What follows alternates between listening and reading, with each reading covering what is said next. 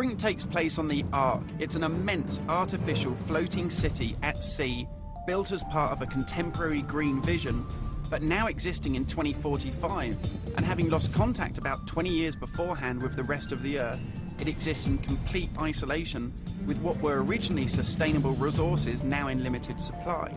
The result of this is that competing social factions have been thrown into an isolated and horrific conflict. We're heading to the Ark's airport.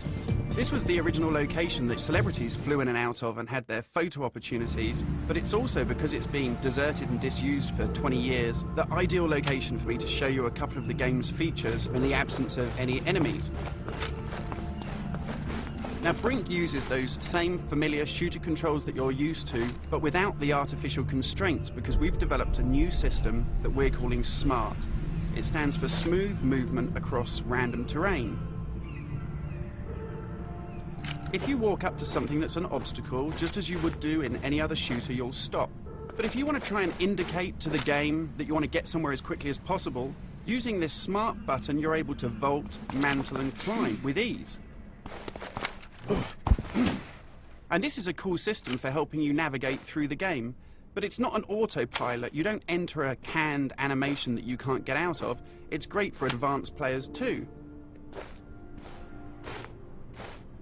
If you're approaching an obstacle, like a security sensor, and you want to make it through that obstacle without perhaps alerting the enemy to your presence, you could just look up, and you'll mantle up and over that automatically.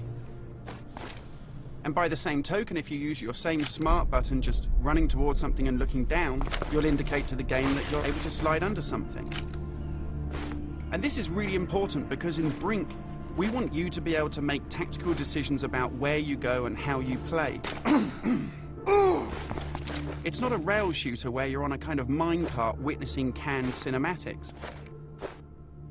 And that's important too, because in Brink, irrespective of whether you play offline or online, you can create a cool identity for yourself that really reflects how you want to play the game. So in Brink, you take on a combat role that suits your preferred playing style, whether you're on the front line attacking the enemy or perhaps at the rear doing support. You'll take part in military objectives as part of a coordinated squad. And when you complete these successfully, you'll earn experience points that allow you to unlock cool upgrades for your weapons, really cool abilities that suit the way that you want to play, and also cool outfits that reflect what a badass you are. And you can do this irrespective of whether you play offline in traditional single-player style mode with no internet connection, or play cooperatively with up to 7 friends, or go online and play fully where the entire game is full of strangers.